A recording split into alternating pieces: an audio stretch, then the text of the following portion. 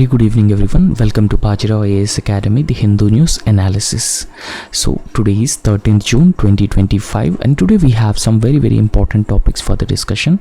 So one by one we'll try to discuss all these important topics in a very detailed and in-depth manner so that this discussion will be helpful for your examination. So without any further delay, let's get into the discussion and let's understand all these important topics in a very detailed manner. And the first important topic that we're going to start this session is about the urbanization. And in fact, in UPSC mains examination, urbanization has been as a topic has been directly given. So therefore, this is a very important topic, right? So urbanization is a phenomenon that India has been going through and India has been observing, and it is being said that around 35% of India's population have been living in urban areas, and the urban areas are also considered as growth centers because the majority of India's GDP is derived from the urban centers. So keeping this in mind, and gradually, in urban areas there is a number of problems which are emanating. For example, one major problem is the mass transportation, and because of lack of rapid mass transportation systems which are environmentally sustainable, very often transportation in urban areas have been leading to the problems like pollution, and that has been impacting the urban environment and also the urban household health as well. So in this context, we'll be discussing about the urbanization and the transit solutions which are needed in these urban areas so that the urban development would be considered as more sustainable, more resilient in this nature. So what is the context? So as I have already described the context in a very brief manner, now we'll try to understand what this article is talking about when we talk about the urbanization and urban transit solutions. So as part of India's transformation, so we all knew that India wanted to become a developed country by the year 2047, and it is being described as Viksit Bharat. Now India wanted to become a Viksit Bharat by 2047. However, in this context, enhancing urban mobility, particularly the sustainable urban mobility, is critical and important in the vision of becoming a Viksit Bharat by the year 2047. And in the financial year 24-25, a union budget has introduced several new schemes. So what are the schemes which were introduced in the union budget, and they give a further assistance, or they give a further push to the urban mobility? So one is Prime Minister E-Bus Seva and Prime Minister E-Drive. So these are the two schemes which expected to give a push to urban mobility, and they could even boost the electric public transportation system as well. Now if we have the electric public transportation system, so that can address the emission problems currently from the public transportation system or the overall transportation system, because with emissions there is a chance of greenhouse gas emissions, and the current mass public transportation system is mostly dependent on fossil fuels, right? So most of the fossil fuels are imported from other countries, so therefore we have the import dependency on the fossil fuels. So we need to reduce this import dependency, and we need to reduce the emissions of the greenhouse gases. And third most important thing is that we should also reduce the pollutant as well, the pollution emissions as well from the transportation system. So these are the objectives with which the union budget has introduced two important schemes aimed at to boost electric public transport. However, there are concerns. So concerns with respect to insufficient bus availability. So even though we wanted to have more number of electric buses that could reduce the GHG emissions, that could reduce air pollution, but the problem is that we don't have adequate number of buses. And there is also a high cost of metro projects. For example, if you take metropolitan cities like Delhi and Bangalore, so in those cities metro is well developed, but in not all cities metro network is available.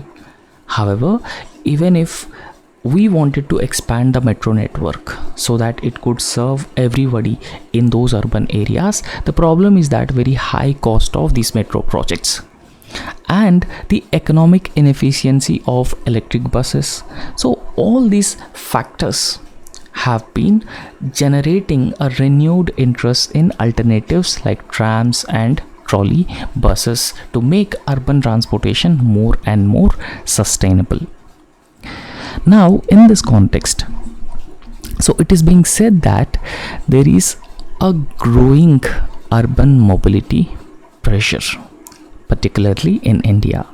So if you look at some data, some statistics with respect to urban mobility or urbanization, so by 2060s around 60% of the India's population would live in urban areas. This is actually huge, because as of now rural areas have the majority number of India's population, but by 2060 60% of India's population would be expected to shift from the low productivity rural areas to high productivity urban areas. Now, as of now also there are a number of factors which have been working as a push factors from rural areas to urban areas. So this has been driving the rural urban migration. For example, I would say agri distress. So agricultural distress which is existing in the rural areas, that has been pushing people from the rural areas to urban areas. So rural urban migration. So however, during the COVID-19 pandemic, what happened was we have observed a reverse migration. So people started migrating from the urban areas to the rural areas because of the prolonged lockdowns, job losses. People pushed back into the vicious cycle of poverty. So what happened was a reverse migration, and during that point of time the government has provided several incentives, including the Manrega work days were also increased. But according to some statistics, by 2060 60% of India's population would live in the urban areas. And in fact, the large scale intranational migration. So what does intranational migration actually means? So migration within the country, migration from one state to another state, so that is generally considered as intranational migration. So it will exert immense pressure on city infrastructure, especially the transport systems. Now imagine that as of now the urban centers have infrastructure, but this infrastructure is considered as insufficient infrastructure. It is not able to serve the people of the urban areas. But by 2060 it is said that urban population would be around 60% of India's total population, and if we don't invest in infrastructure, then urban centers will not be able to serve the growing number of people, and urban infrastructure is insufficient for the population who are living. So this is for sure. And in fact, the other major issue is India's urban planning. So as of now, it is being said that India's urban planning lags behind countries like China in developing a new smart cities. No doubt, we have smart cities mission. Under the smart cities mission, we would like to develop 100 smart cities, but India's urban planning still lags behind countries like China. So thereby forcing existing metros to expand uncontrollably. Right? So this might be considered as unsustainable way of developing the urban centers. And in fact, the unplanned expansion of these urban centers would further complicate the worker mobility, and it would also escalate the strain on current transportation networks as well. So again, we have some data from the economic survey of 24-25, and it has revealed that only 37% of India's urban residents have access to public transport, compared to 50% in Brazil and China. Right? So therefore, you can imagine that the public transportation system in India is strained.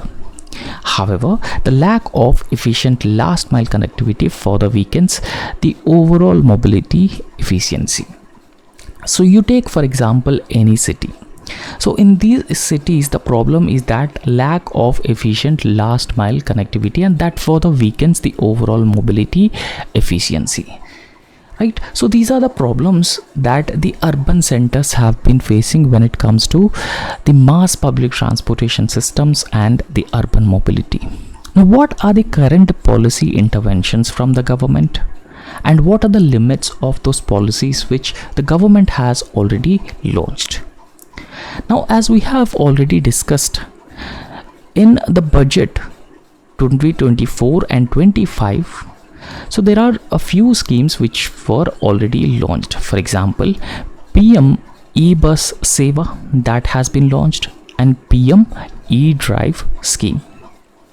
Right? So in fact, PM E-Bus Seva and PM E-Drive schemes targeted at a procurement of around 14,000 electric buses and 1 lakh e-rickshaws, trucks and ambulances, and that is the target of PM E-Bus Seva and PM E-Drive schemes.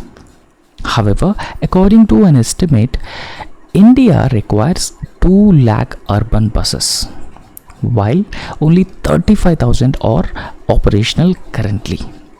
Right? So it is just a 17.5% of the total requirement of the urban buses.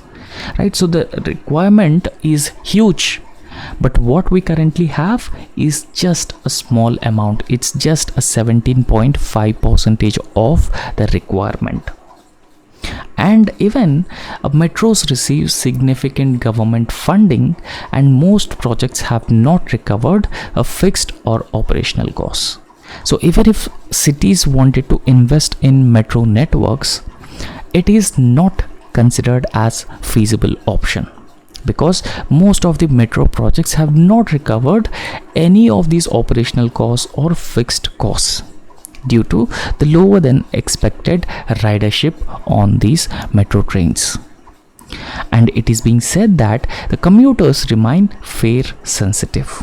So what does it mean, fare sensitive? So fare sensitive actually means that if the fares are higher, then the public are not interested to travel on the metros. And in fact, when we talk about the metros, there is also a poor last mile connectivity. So poor last mile connectivity also discourages people to travel through metros. However, unlike the developed nations, India cannot offer a large recurring subsidies to keep metro fares low. So India is not in a position to offer the subsidies so that a metro would be a feasible option, right? Because as of now, the metro projects are not able to recover the fixed and operational costs, and again the government is not able to provide the recurring subsidies to encourage people to travel on metros. Hence, the recovery and public usage remains a key concerns in the long-term financial viability of high-cost transit infrastructure. Right? So if we wanted to develop a high-cost transit infrastructure in our urban centers, it is very important that we must recover the costs. The metros should run in profits, and public should regularly use it. So otherwise, they are actually meaningless. And so now, what are the alternative transit models, and how can we develop the alternative transit models so that the urban transportation system would be a well-developed system? So trams actually demonstrate 45% of the profitability over a 70-year of life cycle that they have.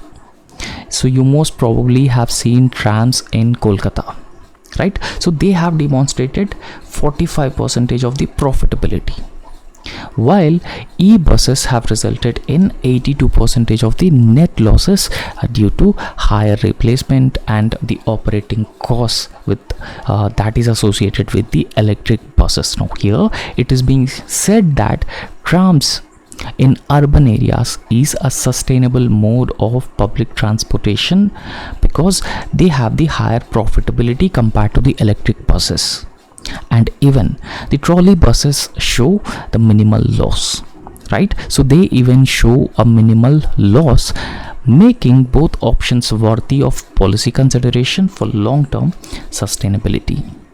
However, so despite increased budget allocations for the e-buses, private sector interests remain weak. Private sector is not ready to invest in the mass public transit system.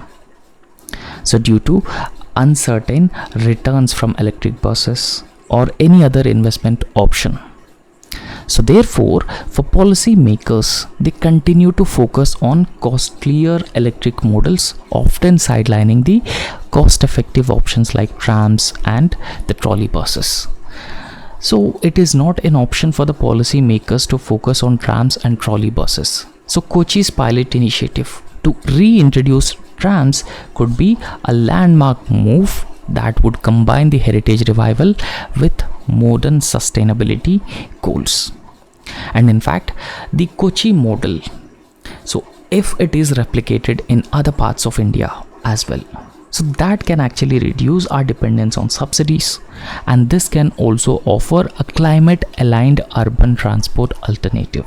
So why it is being said that a climate aligned urban transport alternative? Because it would reduce the greenhouse gas emissions, it would reduce the levels of pollution in the urban areas, and it would also reduce our dependence on the greenhouse gases, right? So it would even encourage people to travel on the public transportation system. So therefore, the Kochi's pilot initiative to planned to reintroduce trams, and it should be replicated in other parts of India as well, so that we can substantially reduce the dependence on subsidies and offer a climate aligned urban transport alternative as well, right?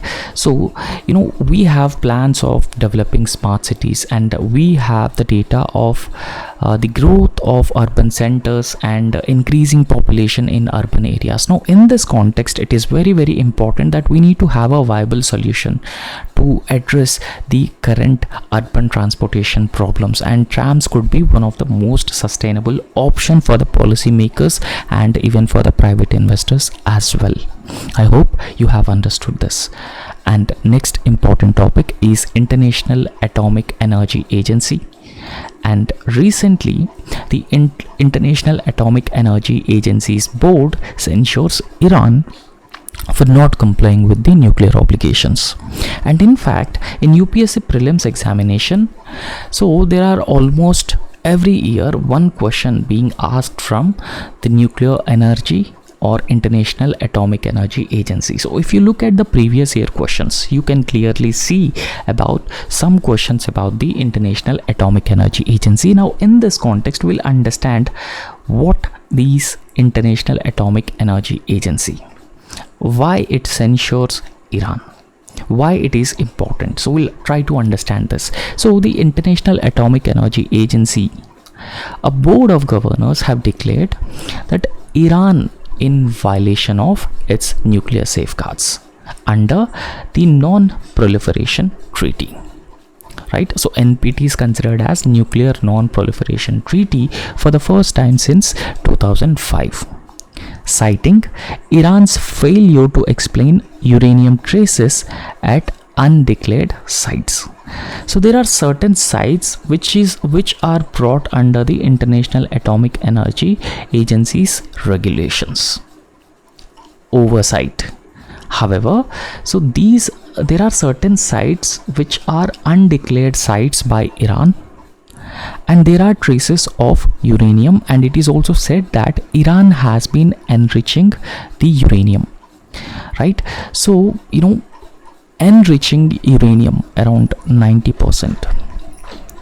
So it would be considered as, so it would be generally considered as, so it is being said that weapons grade uranium, right? So weapons grade uranium,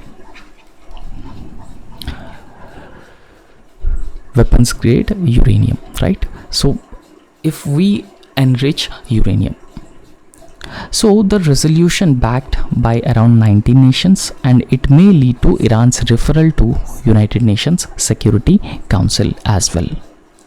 Now, what is the International Atomic Energy Agency's Safeguards Agreement?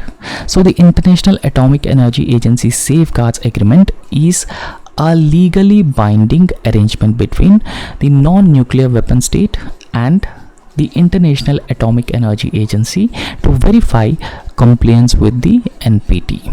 For example, there are 5 states recognized by the Nuclear Non-Proliferation Treaty as nuclear powered states or nuclear weapon states, right? So these are P5 countries of the Security Council, right? So I hope you knew what are the P5 countries in Security Council: US, China, Russia, Britain and France. So these 5 countries are recognized as the nuclear weapon states. So remaining all other countries are recognized as non-nuclear weapon states under the Nuclear Non-Proliferation Treaty. Now here the International Atomic Energy Agency Safeguards Agreement, it's actually a legally binding arrangement, right? So it's a legally binding arrangement between non-nuclear weapon state and the International Atomic Energy Agency to verify compliance with NPT, whether the non-nuclear weapon state is complying with the Nuclear Proliferation Treaty or not. Now under this, Iran is required, so Iran is a non-nuclear weapon state under this International Atomic Energy Agency's Safeguards Agreement. Now under this, Iran is required to declare all nuclear activities and materials, right, and allow for full inspection by the International Atomic Energy Agency under its safeguards, right? For example, imagine that there are certain sites where Iran has been carrying out the nuclear activities. So under the safeguards agreement, Iran should allow the International Atomic Energy Agency for full inspection of all these sites.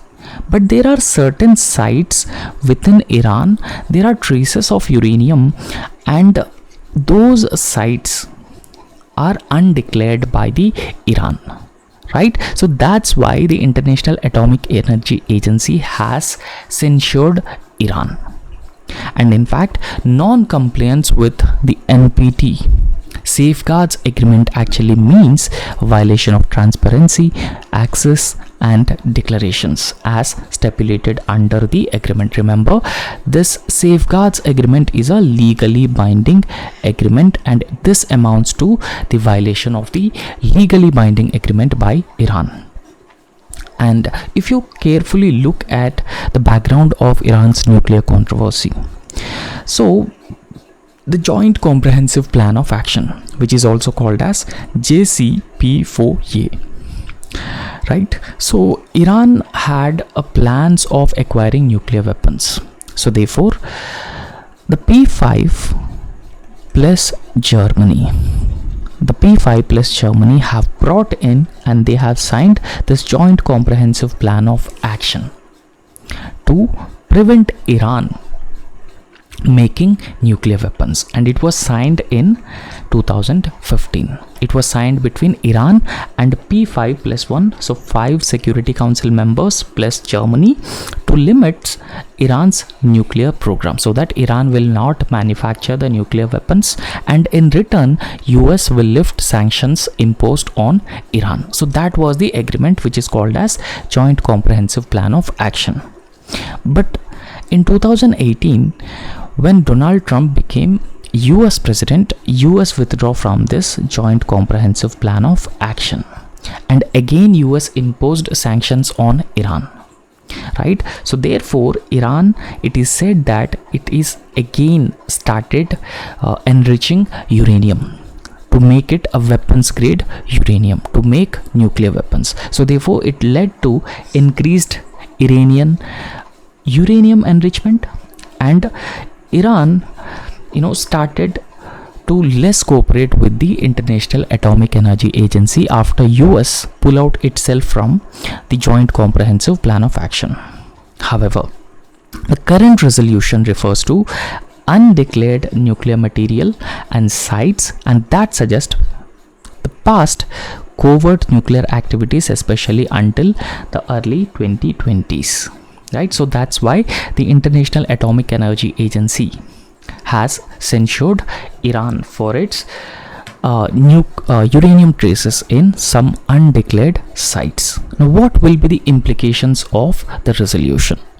Now, the implications would be Iran may escalate its nuclear program.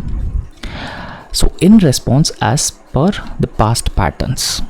Right, and the International Atomic Energy Agency's report from May 31, 2025, it stated that Iran's failure to cooperate fully. So Iran is not ready to fully cooperate with the International Atomic Energy Agency when it comes to its inspections under the Safeguards Agreement. So if Iran continues to obstruct, the board may pass a second resolution to refer the matter to the United Nations Security Council as it was done in 2006. However, when we talk about the geopolitical impact of it, so there is a US and Iran tensions, US and Israel tensions, and China and Russia would vote against any such resolution that has been introduced against Russia, so against Iran. And there will be a regional instability in West Asia as well. So here I would like to tell you, India does not sign the Nuclear Non-Proliferation Treaty because it is said that it is discriminatory and it makes a distinction between the nuclear weapon states and non-nuclear weapon states. So that is the point why India has not joined Nuclear Non-Proliferation Treaty. And India would join Nuclear Non-Proliferation Treaty, but all countries should agree to destroy the existing nuclear stockpile, then India would be absolutely ready. But NPT itself has recognized certain states which have the nuclear weapons. Right, so there are some key treaties which deals with the nuclear non-proliferation and arms control. So the Partial Test Ban Treaty 1963, it prohibits testing of nuclear weapons which can cause a radioactive fallout outside the state's territory, and Treaty of Non-Proliferation of Nuclear Weapons, and this is the only binding treaty for nuclear disarmament of nuclear weapon states, and Comprehensive Nuclear Test Ban Treaty CTBT. So this is an international treaty that bans all nuclear explosions in all environments. However, the CTBT is not yet entered into force because not all countries have signed, or very few countries have ratified this. So next is a global gender gap report of 2025 that has been recently released, and we will look into this global gender gap report as well. So recently the World Economic Forum has released the global gender gap report. So you just have to remember this: World Economic Forum has released the global gender gap report. And in this global gender gap report, India ranked 131 out of 148 countries. Right, so total 148 countries it has considered for ranking, and India has been ranked 131. And in fact, India slipped 2 places from its position last year. So last year India's position was 129, but now India slipped 2 spots to 131. And in fact, with a parity score of just 64.1%, India is considered among the lowest ranked countries in South Asia, including Pakistan, Afghanistan, right? So if you take a South Asia as a whole, so India is ranked the lowest country in South Asia. Now, in fact, when we talk about the global gender gap report, it takes into account 4 key and core dimensions. One is economic participation and opportunity for the woman, right? So financial independence, self-reliance of women, and women able to take decisions for themselves. So all these things would part of the economic participation and opportunity dimension. Secondly, the educational attainment as well, health and survival, and the political empowerment of women as well, right? So these are the 4 factors which would be taken into consideration for compiling the global gender gap report by the World Economic Forum. So recently, the Nari Shakti Vandana Abhinayam that has been provided 33% of the reservation for women in Lok Sabha and state legislative assemblies, and health and survival of women, for example, the life expectancy of women, sex ratio, and the maternal mortality rate, infant mortality rate, female feticide. So all these factors would be considered for health and survival, and even educational empowerment or attainment also a key factor, a key dimension.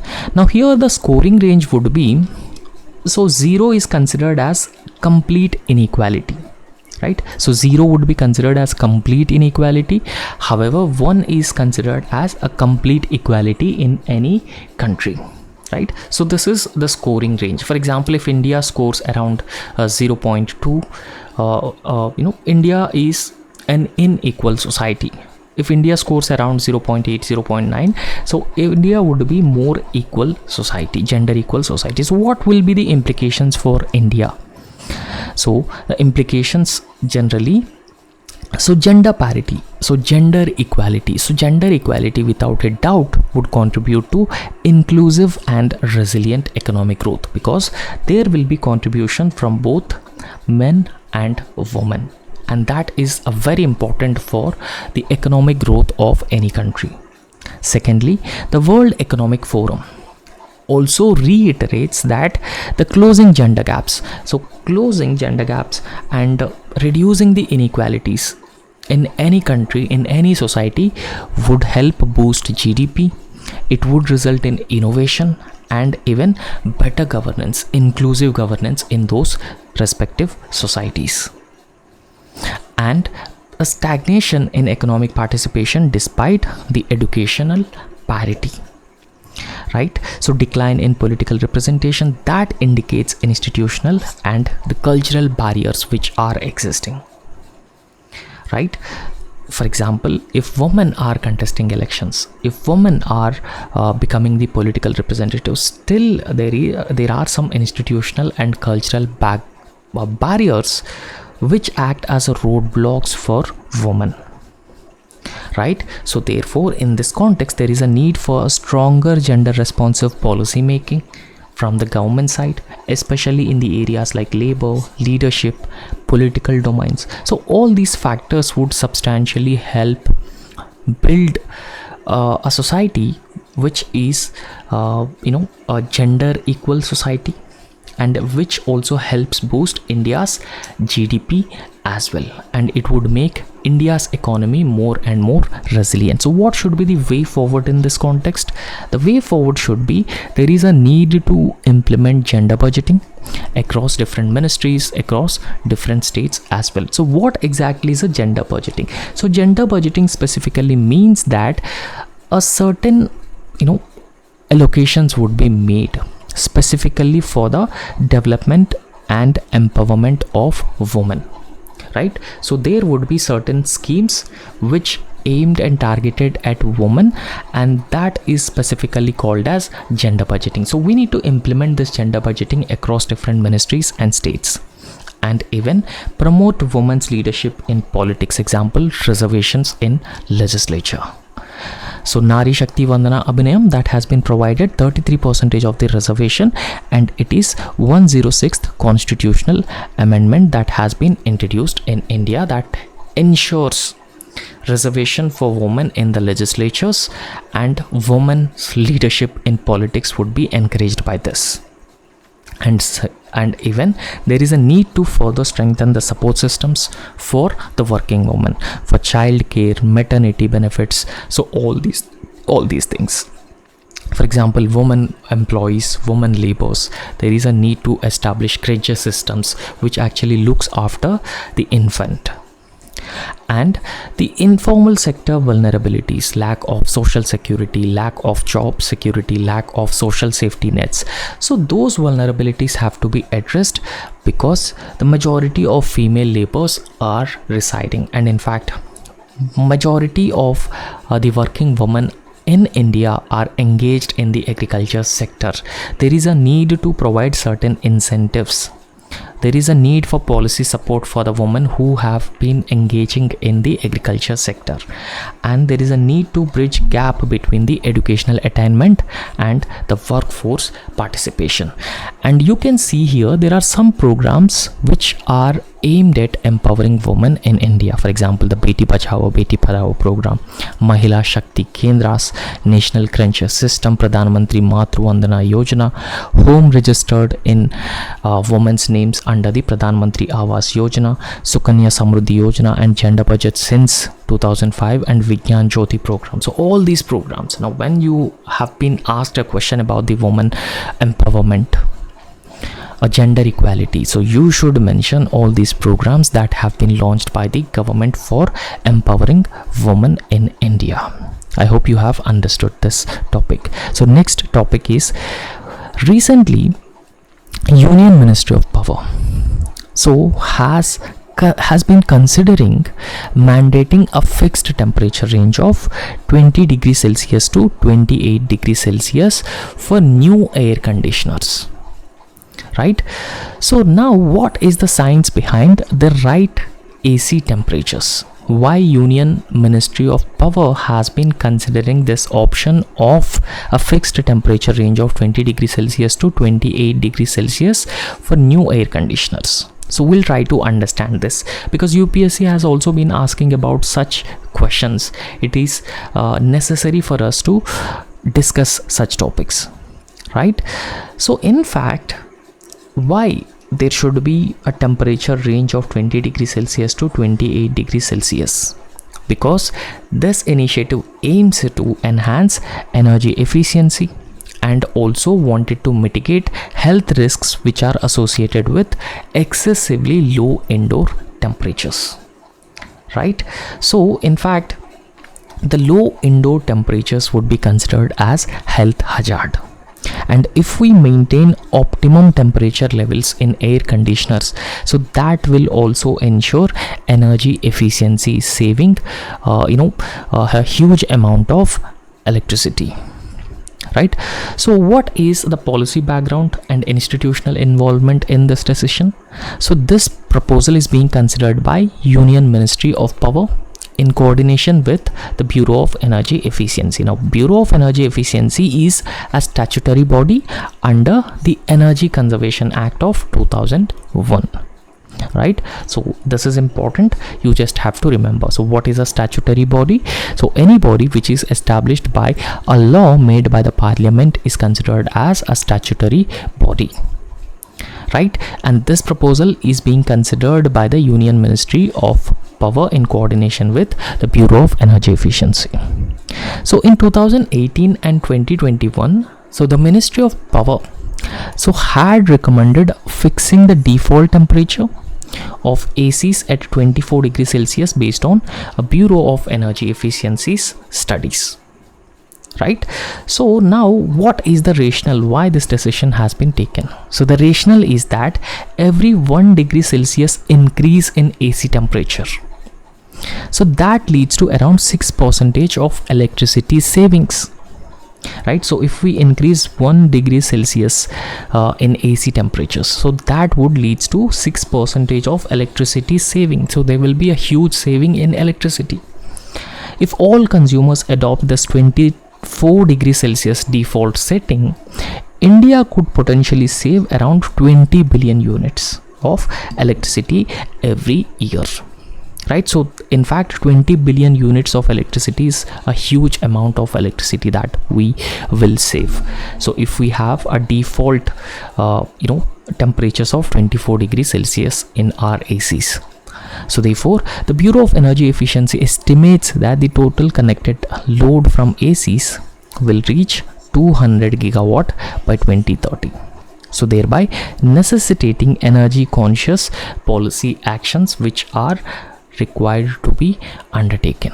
So that is the rationale why the Ministry of Power in coordination with Bureau of Energy Efficiency have taken this decision to save electricity, to ensure efficiency in usage of electricity. And apart from that, less indoor temperatures would also be considered as a health hazard, right? I hope you have understood this, and that's all in this lecture. Thank you so much.